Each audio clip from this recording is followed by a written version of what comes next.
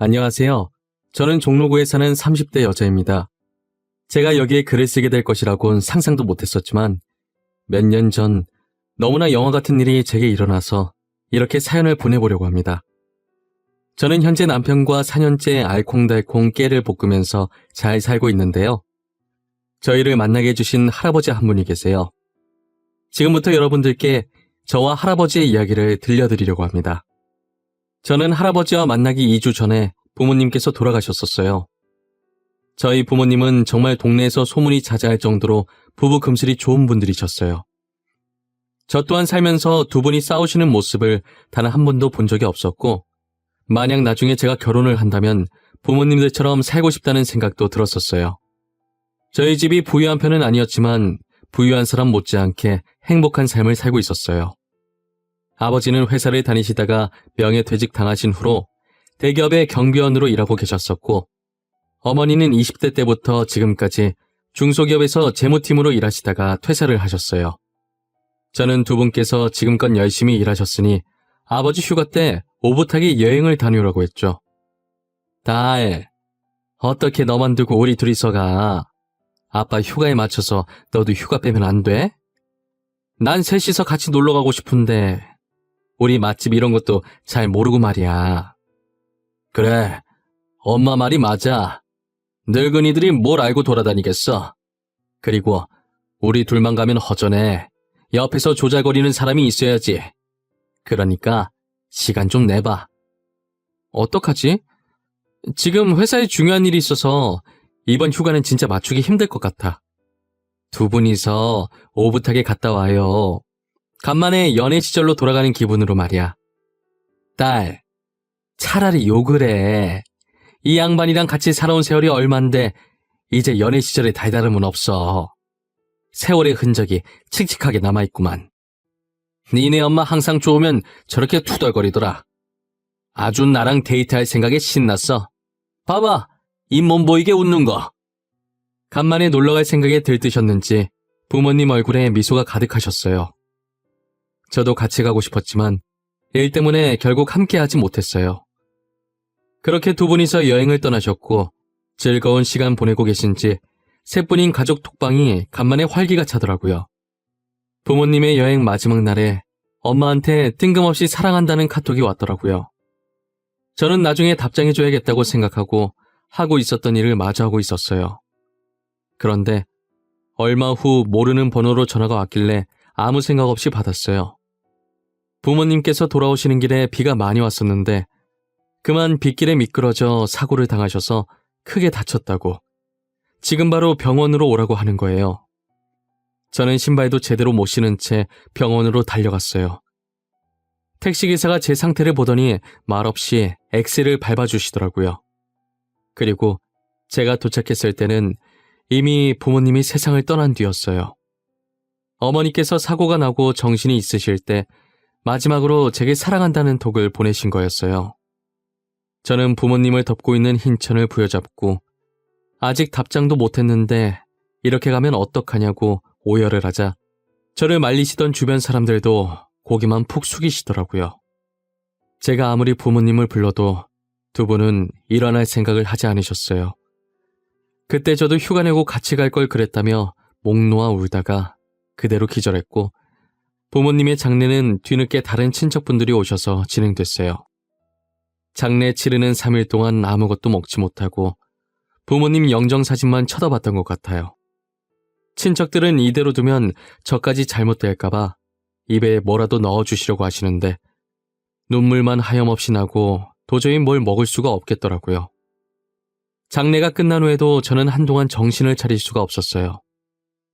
집에 와서도 영정사진만 붙들고 누워서 울기만 했어요. 제가 울다가 잠이 들었는데 영정사진 안고 자서 그런지 꿈에 부모님이 나오셨더라고요. 계속 이러고 있으면 마음 편히 못 떠나니까 제발 일어나서 뭐라도 먹으라고 혼내시더니 사라지셨어요. 잠에서 깬 뒤 저는 일어나서 곧장 부엌으로 향했어요. 꿈에서 부모님 하신 말처럼 저 때문에 편히 못 가시고 계실까봐 뭐라도 먹고 힘내서 부모님 마음 편하게 보내드리자고 생각했어요. 저는 밥을 입에 쑤셔 넣으면서 다시 시작하기로 마음먹었습니다. 막상 부모님 없이 첫 발을 내디디려고 하니 늘 제 뒤를 지켜주시던 부모님이 더 이상 이곳에 안 계신다는 현실이 저는 너무 겁이 나긴 하더라고요. 저는 그냥 부모님과 멀리 떨어져서 자취 중인 거라고 생각하기로 했어요.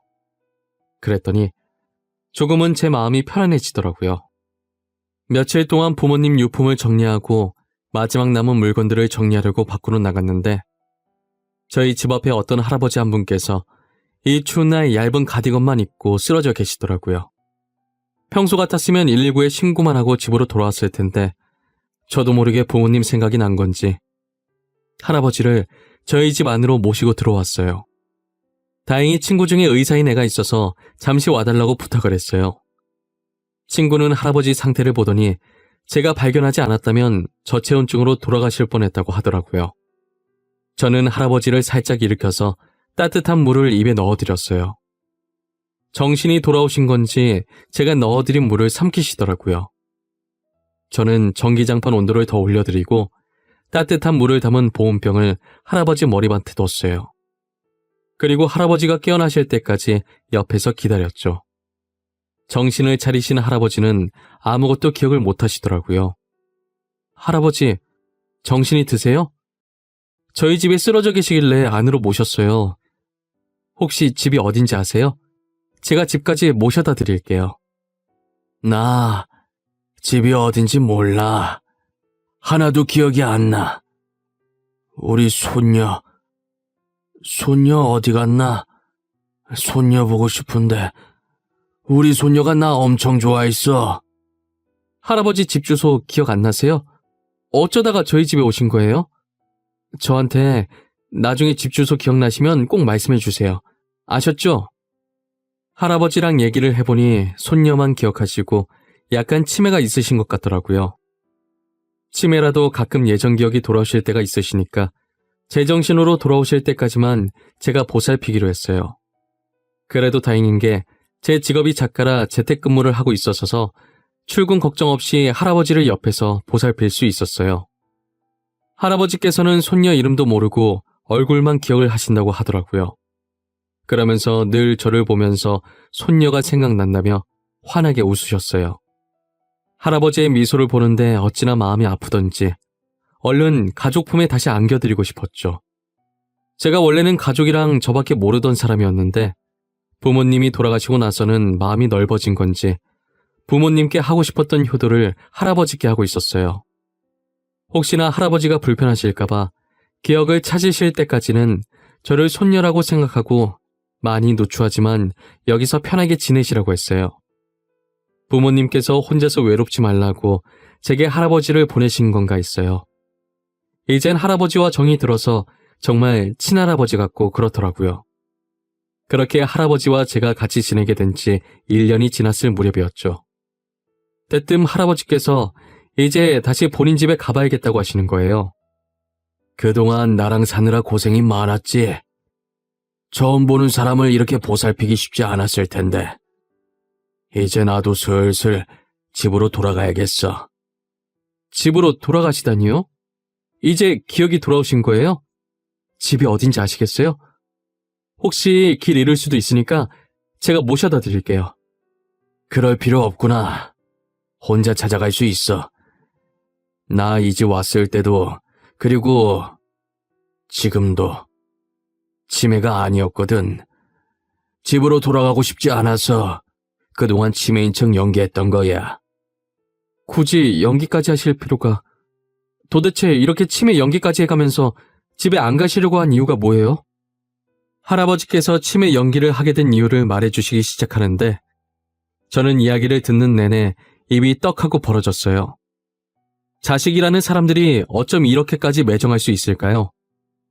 할아버지께서 사업에 성공하고 자식들을 혼자서 다 키워왔었는데 자식들이 커서 자신의 재산과 사망보험금만 노리고 있었다고 하더라고요. 그래서 치매 걸린 척을 했었는데 자식들이 거두기 싫어서 저희 집 앞에 할아버지를 내려두고 그대로 도망갔다고 하더라고요. 저는 이제껏 키워준 아버지한테 어떻게 그런 짓을 할 수 있냐며 화를 냈어요. 할아버지는 그동안 자식들한테 당하신 적이 많으셨는지 모든 것을 체념하신 표정이더라고요.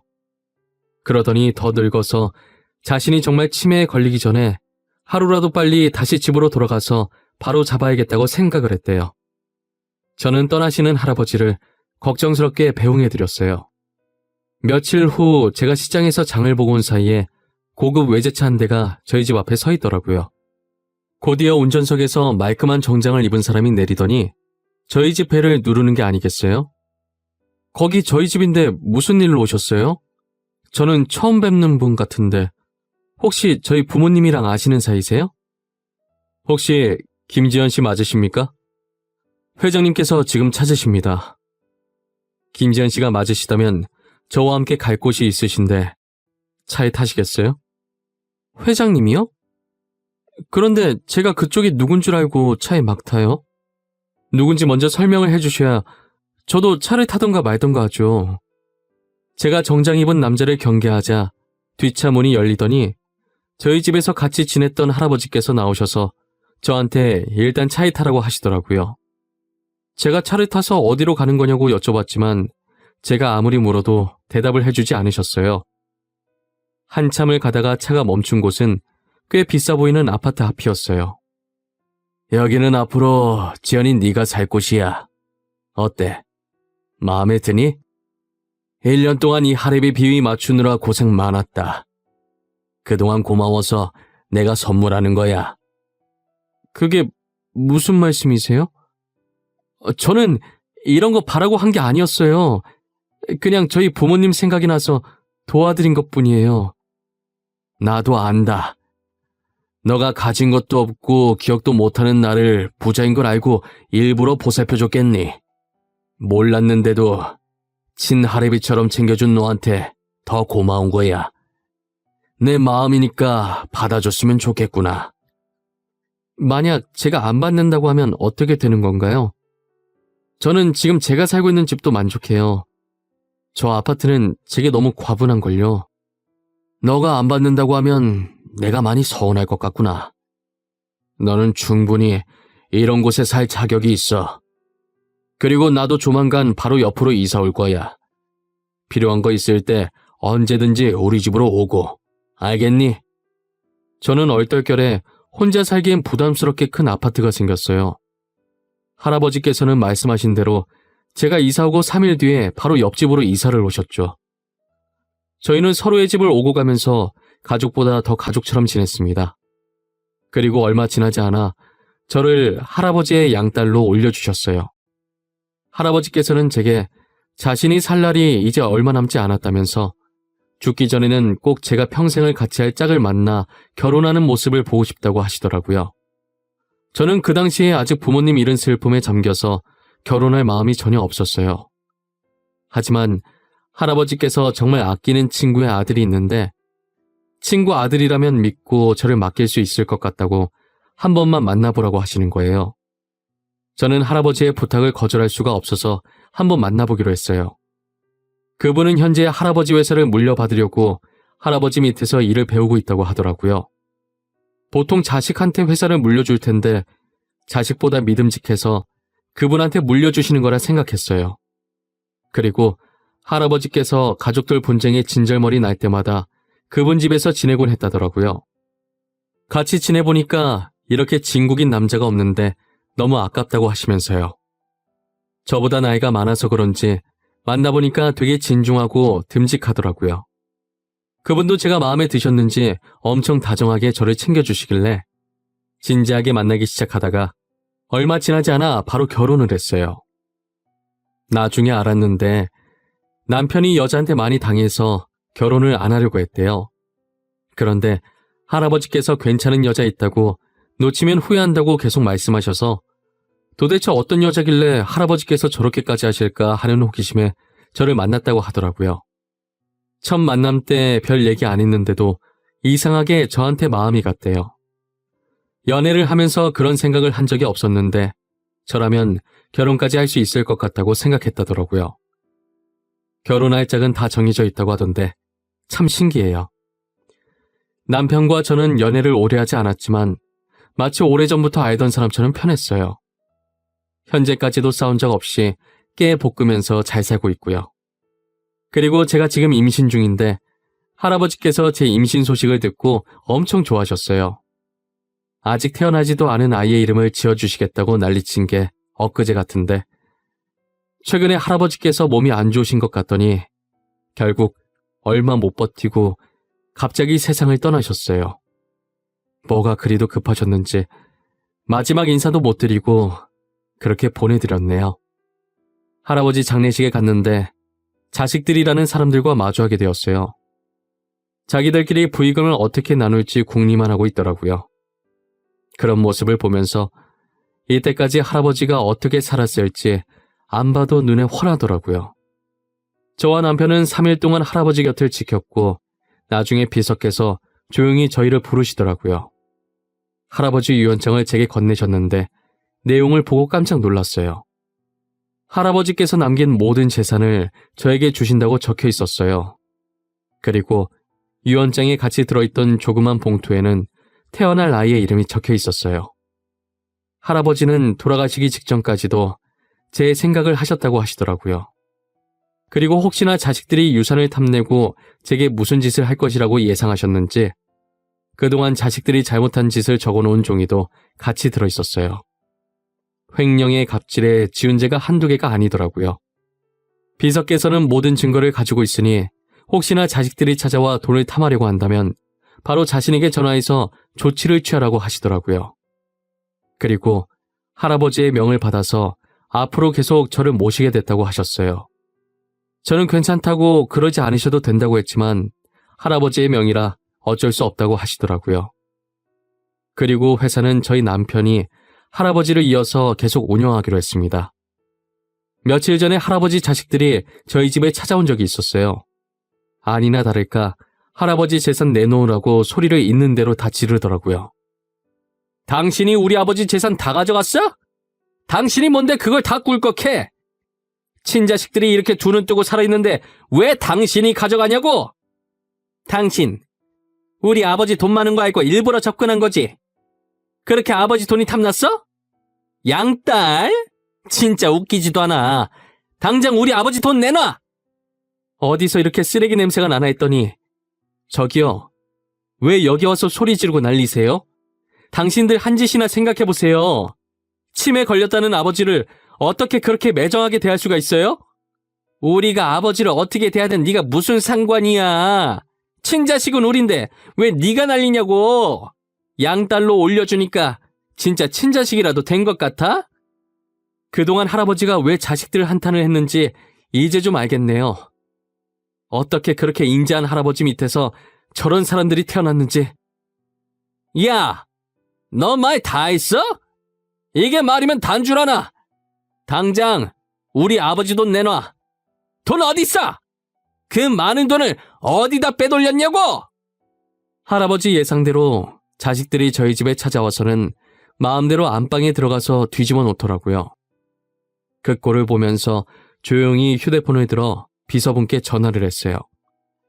대충 주변에서 소란스러운 소리가 들리니 눈치를 채셨는지 금방 저희 집에 오셨더라고요. 경찰과 함께 와서 자식들은 결국 연행되어 끌려나갔습니다. 저는 손 하나 까딱하지 않았고 모든 일은 비서분께서 알아서 처리해 주셨어요. 자식들은 법정에 서게 되었고 지은 죄가 워낙 많아 징역을 피하긴 어려웠어요. 저는 현재 집에서 편안하게 태교를 하면서 남편과 잘 살고 있습니다.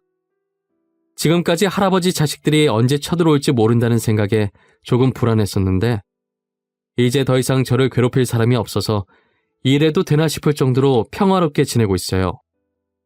출산을 한 달 앞두고 있는데 아이를 낳을 때가 다가올수록 할아버지 생각이 많이 나요. 친손자처럼 이뻐하셨을 것 같다는 생각에 눈물이 납니다.